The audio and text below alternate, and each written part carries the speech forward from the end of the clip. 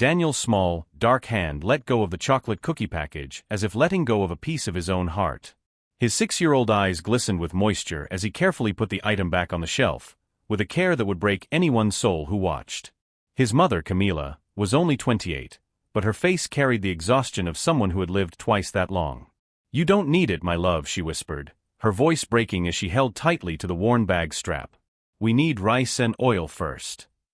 Daniel just shook his head, swallowing back his tears with a maturity devastating for his age. "It's okay, Mom. Cookies don't really fill you up, right?" Those words echoed down aisle 12 of the supermarket like a punch to the stomach. And someone heard them. Someone who was there exactly for that. Ricardo Almeida wasn't wearing a suit that Saturday morning. He wore faded jeans and a simple shirt, dark sunglasses hiding the identity that few knew personally. At 42, he owned one of the largest supermarket chains in the country, with assets exceeding $1 billion. But no one in that store would have known it just by looking at him. Ricardo did this every month. He visited his stores unannounced, without security, without fanfare. He wanted to see reality, feel the pulse of the business, observe how his employees treated customers when they thought no boss was around. But in 10 years of doing this, he had never witnessed a scene so brutally filled with dignity and sacrifice. He saw when Camila counted her coins for the 3rd time. He saw when she apologized to the cashier and began separating essential items from the extras. He saw when Daniel, without being asked, started returning things he had put in the cart, a yogurt, a juice box, and lastly, that cursed package of cookies. "Is that all you're taking?" the cashier asked impatiently, looking at the small pile of items. "Yes," Camila replied, her dignity unwavering even as her cheeks burned with shame. "That's all we can afford today." Something stirred in Ricardo's chest. Something money had never bought: true compassion. He approached slowly, the empty cart in his hands serving as the perfect excuse. "Excuse me," he said, his voice gentle. "Sorry to intrude, but I saw what happened over there." Camila stiffened immediately, her shoulders tense, ready to defend her son from any judgment. Daniel hid behind his mother, only his curious eyes peeking out. "I don't want to offend you in any way," Ricardo continued, bending down to be at the boy's level.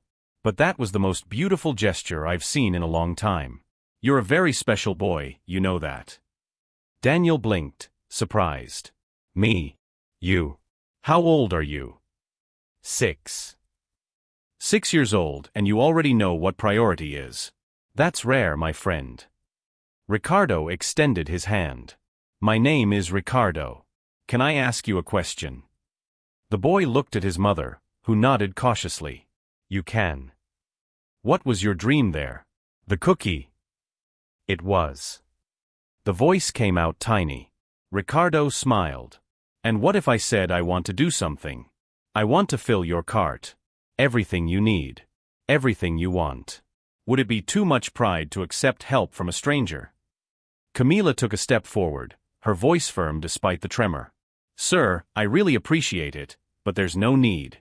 We'll manage." "I know you manage," Ricardo said, standing up and looking into her eyes.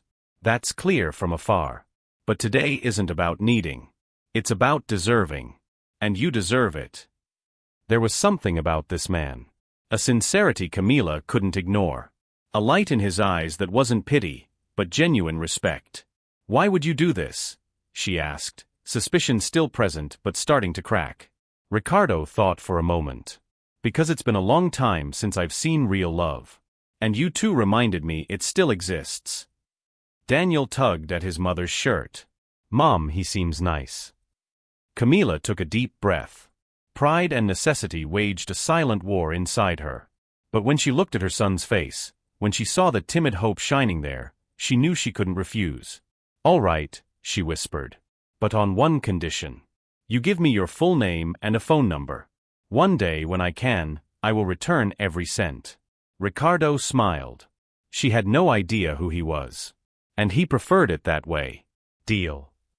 And if you're enjoying this story, don't forget to subscribe to the channel, like the video, and leave a comment about what you thought and which city or country you're watching from. Now, follow what happened when that cart began to fill. Ricardo pushed the cart down the aisle, Daniel beside him with eyes wide open as if he had just entered an amusement park.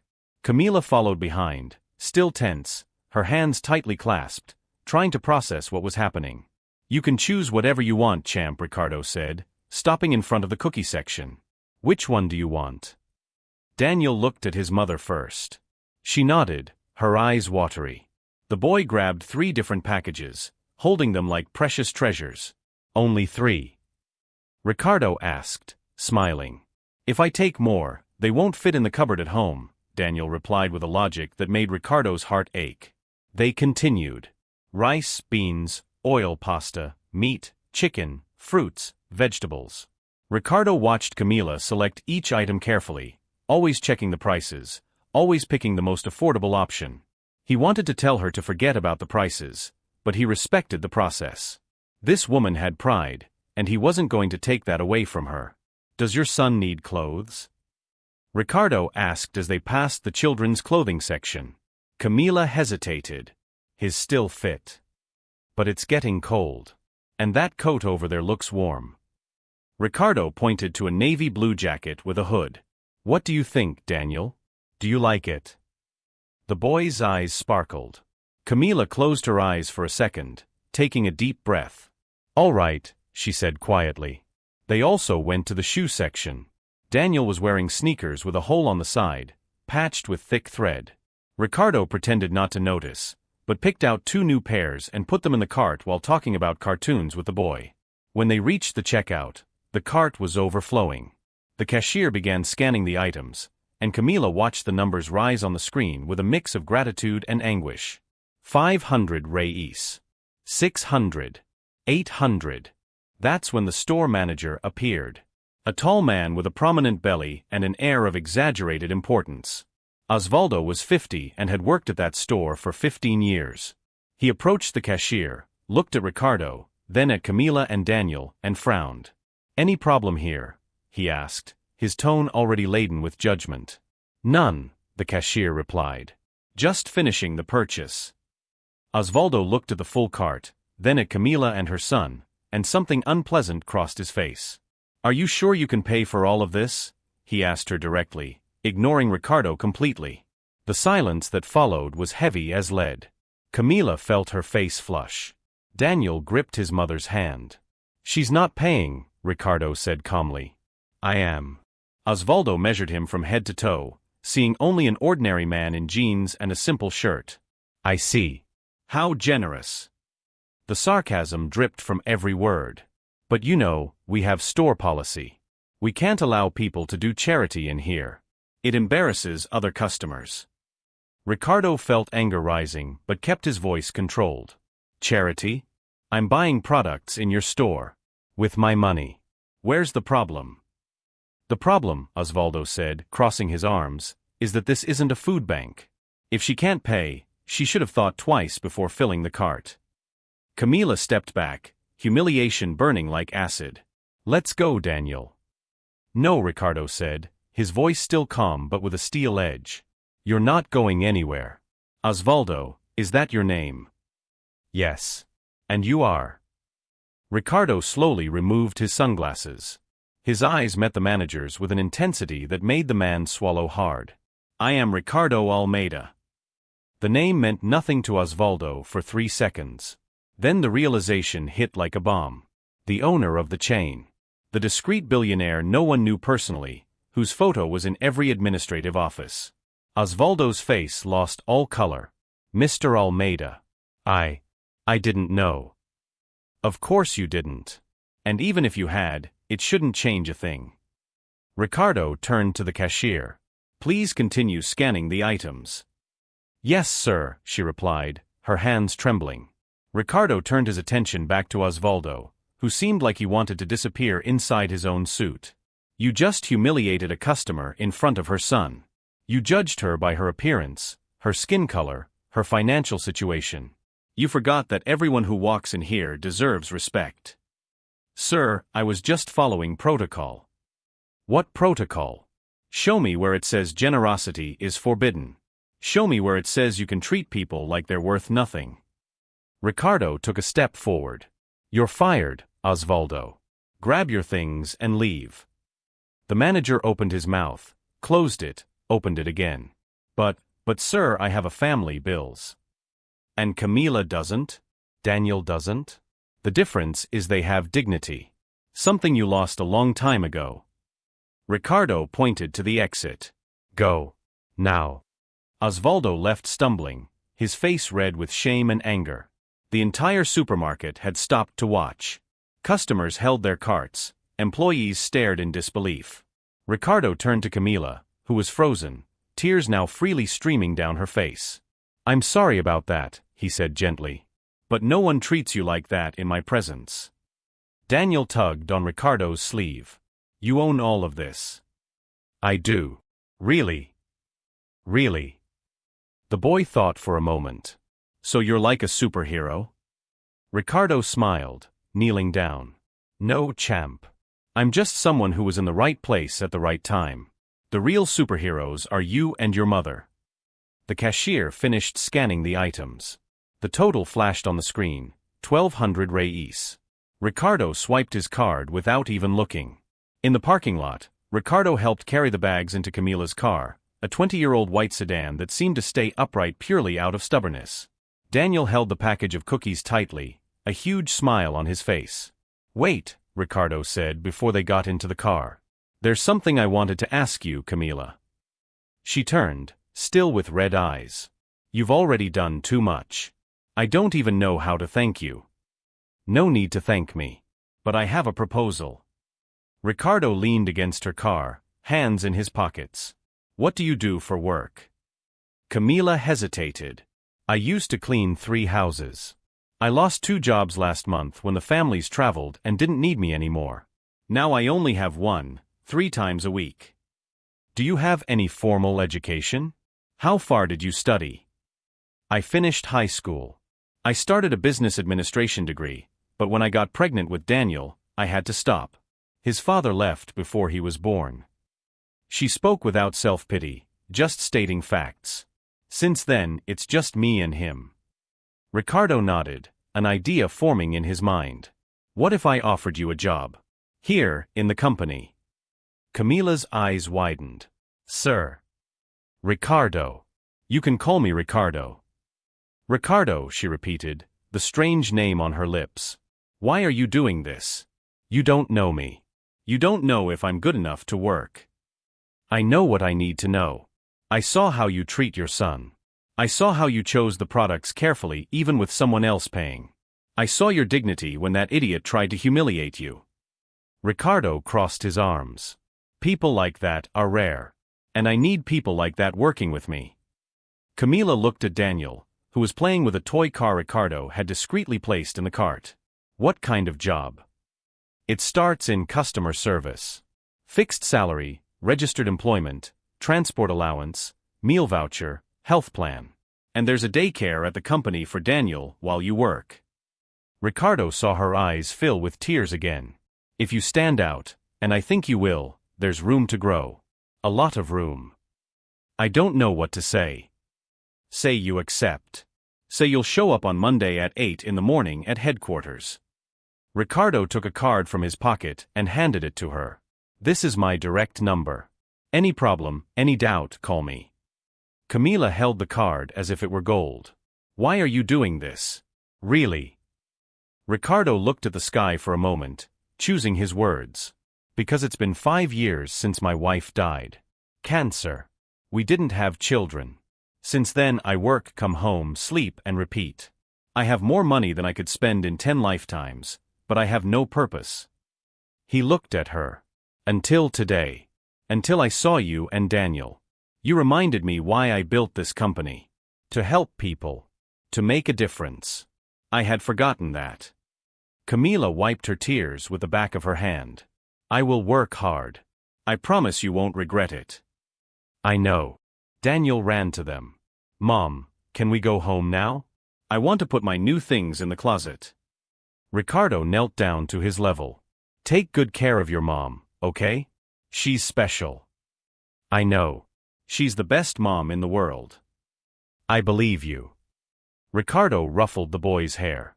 See you Monday, then? Camila nodded, still not fully believing. They got into the car and drove off, Daniel waving from the window until they disappeared around the curve. Ricardo stood there for a long moment, something changing inside him. Something that had been asleep for years. On Monday, Camila arrived 15 minutes before 8, Daniel holding her hand, both in simple but impeccably clean clothes. The receptionist at headquarters was confused when she said she had a meeting with Ricardo Almeida. Mr. Almeida doesn't usually receive without an appointment, the woman said, looking at Camila with thinly veiled suspicion. He asked me to come today. Look, here's his card. Camila showed it. The receptionist took the phone, skeptical, but called anyway. 30 seconds later, her expression completely changed. You can go up. 14th floor. He's expecting you. Ricardo greeted them personally, in a suit but with a genuine smile. Punctuality. Great start. He crouched to Daniel's level. Hey champ? Ready to see the daycare? Daniel nodded shyly. Ricardo called an employee who took the boy, promising toys and new friends. Camila watched him leave with a tight heart, but confident. Come with me, Ricardo said. I want to show you where you'll work. He took her to the customer service department, introduced her to the supervisor, explained the basic functions. Camila absorbed everything like a sponge, asking intelligent questions, writing everything down in a worn notebook. During lunch break, Ricardo appeared in the cafeteria where she was eating alone, still shy around her new colleagues. He sat across from her without asking. How's your first day going? Intense. But good. Very good. She smiled for the first time since arriving. Thank you. Again. Stop thanking me. You're here because you deserve it, not because I'm kind. Ricardo took a sip of coffee. But there's one thing I haven't told you. Camila stopped chewing. What? I'll be keeping an eye on your work. Not out of suspicion, but because I really believe you can go far here. He leaned forward. In 6 months, if you prove yourself, and I know you will, there's a supervisor position opening. Triple the salary. I want you in that position. Camila was speechless. Ricardo stood, ready to leave, but she called him. Ricardo. Yes. Why me? Really? There are so many people in need. He thought for a moment. Because sometimes we meet people who change something inside us. You and Daniel did that for me. Plain and simple. And he left, leaving Camila alone with a heart full of hope for the first time in years. 5 months passed in the blink of an eye. Camila not only met Ricardo's expectations, she surpassed them impressively. Her reports were detailed, her solutions creative, her customer service impeccable. Clients asked specifically for her. Colleagues respected her. And Ricardo watched it all from afar, a strange pride growing in his chest. Daniel flourished too. At the company daycare, he made friends, learned new things, and gained weight. The thin, shy boy from the supermarket now ran through the hallways laughing loudly, greeting employees who already knew him by name. But not everything was perfect. Osvaldo, the fired manager, had not forgotten the humiliation. He had lost everything, his job, his reputation, his wife who had grown tired of his bitterness. And in the twisted mind of a ruined man, the blame was not his. It was Ricardo's. It was Camila's. It was that boy he couldn't even remember clearly. It was on a Tuesday afternoon that everything collapsed. Camila was finishing a report when Ricardo's secretary called, her voice tense. Can you come up now? It's urgent. Camila's heart raced. In 5 months, she had never been called like that. She ran up the stairs, not even waiting for the elevator. When she entered Ricardo's office, she found him standing by the window, his back tense. Sit, he said without turning around. She sat, hands trembling. Did something happen? Did I do something wrong? Ricardo finally turned. His face was pale. Osvaldo showed up here today. At reception. Making a scene, shouting, threatening. Camila felt her blood run cold. Threatening what? He said he's going to the press. That he'll say I favored you, that there's something between us, that you only got the job because you're my lover. Ricardo spat the words like poison. He wants money. Wants me to pay him to keep quiet. The floor disappeared under Camila. But that's not true. None of it is true. I know. But you know the internet. You know how people are. Truth doesn't matter when the lie is more interesting. Ricardo ran a hand through his hair, frustrated. Sorry. I put you in this situation. Camila stood, anger replacing fear. No. You didn't put me in anything. You gave me an opportunity. I earned my place here. And if that man thinks he can destroy me, he doesn't know me. Ricardo looked at her, surprised by the strength in her voice. What do you mean? I mean we're not paying him anything. I mean if he wants to go to the press, let him. I'll tell my story. I'll show my work. I'll prove I got here on my own merit. She crossed her arms. And you're going to support me.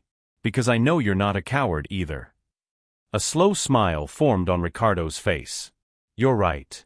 I'll do something better. 2 hours later, Ricardo called a press conference. Journalists from every outlet appeared, curious, sniffing out scandal. Osvaldo was there too, at the back of the room, a malicious smile on his face. He thought he had won. Ricardo stepped onto the small stage set up, Camila at his side. Daniel was in the front row, sitting with the daycare teacher, not fully understanding what was happening, but sensing it was important. Good afternoon, Ricardo began, his voice firm. I called you here today because someone is trying to turn a beautiful story into something dirty. And I will not allow it. The journalists leaned forward, pens ready. 5 months ago, I was making a routine visit to one of my stores when I witnessed something that changed my life. I saw a 6-year-old boy return a package of cookies because his mother didn't have enough money. I saw dignity where most people would only see poverty. I saw love where most people would only see lack. Ricardo pointed to Camila. This woman next to me could have accepted my help at the supermarket, and I would never have seen her again. But she gave me something more valuable than anything. She gave me her phone number and promised to return every cent when she could. You know what that told me? That she had character. Integrity. Exactly what I look for in employees. He paused. I offered her a job. Not out of pity. Not out of charity. But because I saw potential. And you know what happened? She became one of the best professionals I have. In 5 months, she solved problems that people with years of experience couldn't. She revolutionized our customer service. She is, without a doubt, the next department supervisor. Murmurs filled the room. Osvaldo turned red at the back. Now there's a man, a former employee I fired for treating customers with disrespect, trying to tarnish her reputation and mine. Trying to turn a story of overcoming into a scandal. Ricardo looked directly at Osvaldo. But it won't work. Because I have proof of everything. I have her reports. I have client evaluations. I have witnesses to how she works. And I have, above all, the truth. Camila took the microphone, her hands steady now. I came from nothing. Very little. There were days when my son and I ate only once. But I never lost my dignity. And when this man, she pointed to Ricardo, gave me a chance, I grabbed it with all my strength. Not because he's rich. But because I knew I deserved it. And I've proven that every day. Daniel stood from his chair and ran onto the stage, climbing up and hugging his mother. Cameras clicked frantically. Mommy is the best, he said into the microphone, his small voice echoing in the room. The room exploded in applause. Osvaldo left through the back door, defeated. Ricardo looked at Camila and Daniel, embraced on the stage, and knew he had made the right choice 5 months ago. The story spread like wildfire. Not in the way Osvaldo wanted, but in the way it should have. Newspapers, websites, social media, all shared the same narrative, the boy who returned the cookie and the mother who turned a chance into achievement.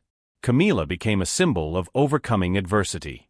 Ricardo became an example of a businessman with a heart. Sales at the supermarket chain skyrocketed. People wanted to buy from a company that valued real stories. Employees worked with more pride.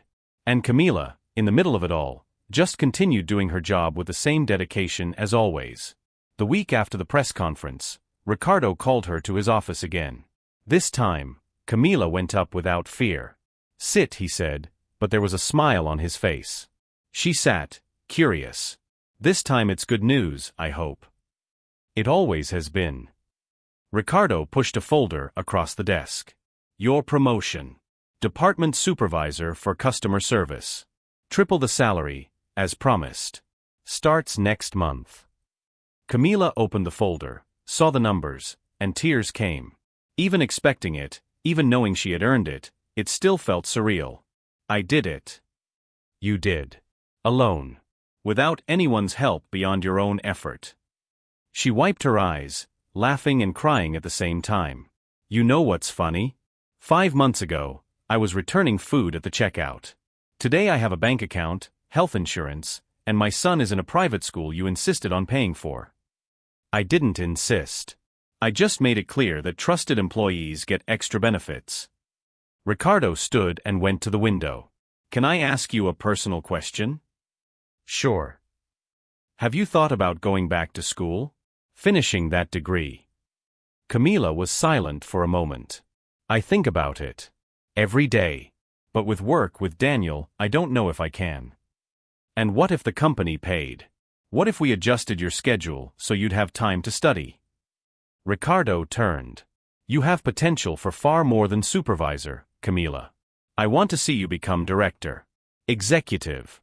But for that, you need the right tools. She was speechless. Again. That man had a gift for throwing her off balance with generosity. Why do you do this? She asked for the 1,000th time. And for the 1,000th time, Ricardo answered honestly. Because you remind me that there is kindness in the world. And I need that reminder. The following months were pure transformation. Camila resumed her business administration degree, now at night. Daniel grew more, smarter, more confident. Ricardo stayed close, not as a boss, but as a friend. As family. It was on Christmas Eve, almost a year after that day at the supermarket, that everything solidified. Ricardo had invited Camila and Daniel to spend the night at his house, a huge mansion he had always disliked for being too big for just one person.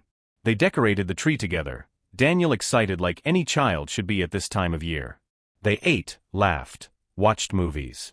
And when the boy finally fell asleep on the sofa, hugging a stuffed bear Ricardo had given him, the two adults stayed there, watching the lights on the tree blink in silence. Thank you, Camila said quietly. For everything. Will you ever stop thanking me? Probably not. Ricardo laughed. Then he became serious. Can I tell you something? When my wife died, I was certain I would never feel like I had a family again. That I would die alone in this huge house, surrounded by money and emptiness inside. Camila looked at him, her heart racing. But you too changed that. Without realizing it, without trying, you filled my life with meaning again. He hesitated, vulnerable in a way she had never seen. I don't know if it's too soon to say this, or if it's appropriate, but I've fallen in love with you. With your strength, your dignity, the way you love your son. And I wanted to know if the two of you, would like to be part of my life. For real. As a family. Camila felt tears streaming down, but this time they were pure happiness. Ricardo, No need to answer now. I know it's a lot. I just needed you to know. She took his hand. I fell in love too. With you. With the way you see people, how you treat my son, how you made me believe in myself again. She smiled through her tears. And yes, we want to be part of your life. Ricardo pulled her into a hug, and for the first time in years, he felt at home. Not in the mansion, not in the money, but there in that hug, with that incredible woman and the boy asleep on the sofa. Daniel woke up suddenly, rubbing his eyes. Has Santa Claus already come? They both laughed. Ricardo crouched to his level. Not yet, champ. But I think this has already been the best Christmas of my life. Mine too, Daniel said, hugging both of them. There in that room lit by the Christmas tree, 3 people whom life had broken in different ways found what they had been searching for without knowing it: belonging, love, and family. A year ago, a boy had returned a package of cookies. Today, he had a home. A mother had fought for dignity in poverty. Today, she had success built with her own hands. A billionaire had lived empty despite his fortune. Today, he was truly rich. And if you enjoyed this story, if it touched your heart, don't forget to subscribe to the channel, like the video, and leave a comment with your thoughts and the city or country you're watching from. Share it with someone who needs to believe that better days can always come. Because in the end, true wealth was never about money. It was always about love, dignity, and the right people by